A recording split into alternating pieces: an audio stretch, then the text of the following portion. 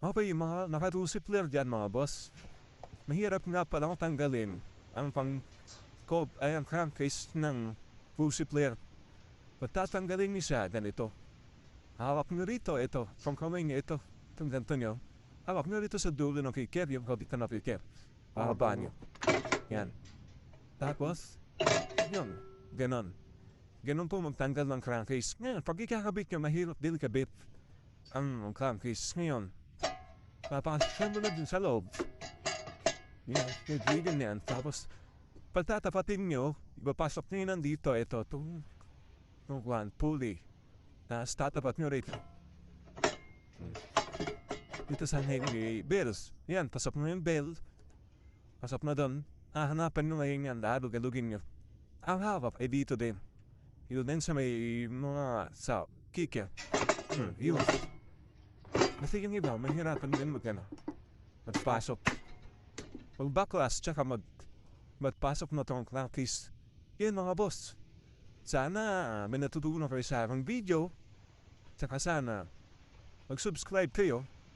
At huwag nyo nang pindutin ang mga ads ng aking video. Yun. Mga ikakabit naman natin yung mga tornilyo. Ang unahin yung kakabit mga boss ay dito yung mga merong dowel. Yung mga dowel or guide.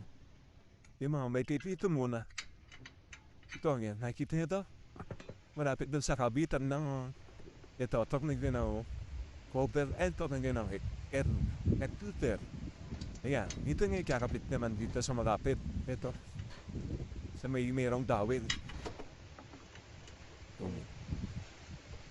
Yan naman ang pagkakabit ng mga tornilyo niya. Unahin nyo ron sa may mga dowel.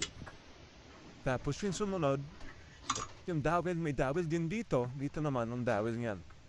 Dito. Unahin nyo ikakabit. Tapos itong tools nyo, T-rings yung mga hindi nakakang T-rings 8mm. Okay? Yan. Unahin nyo yan. Ganyan. Tsaka huwag kayong gagamit ng impact pag kayo magkasara ng pag kayong gagamit ng ganito kasi marirostered yan. Wala sa thread. Masisira. Gagamit lang kayo ng T-rings. Yan. Tapos sumunod dito na. Kimbit mo na lahat. Pagka nakapit mo yung dalawang may dowel. Kasi naka-align na yun. Madali na siyang ikabit yan. Ikot ka na lang ikot. And ganyan.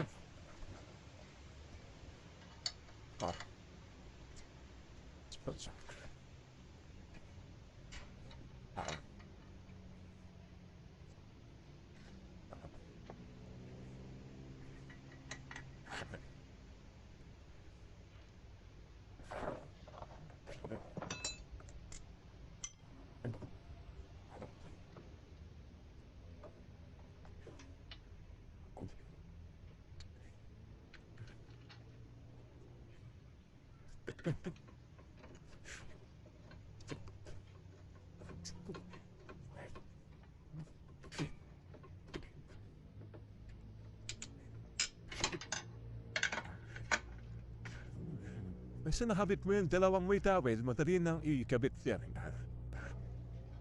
Ikot na lang yun. Ikot.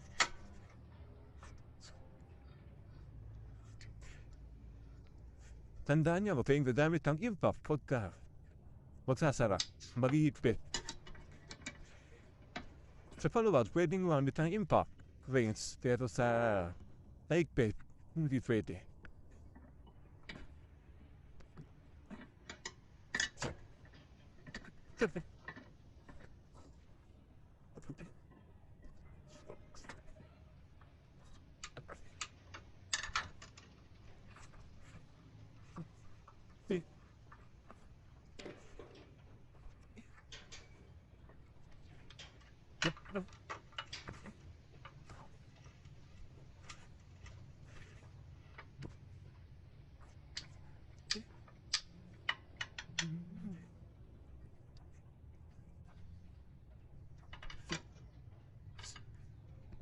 Yan mga boss, okay na. God bless.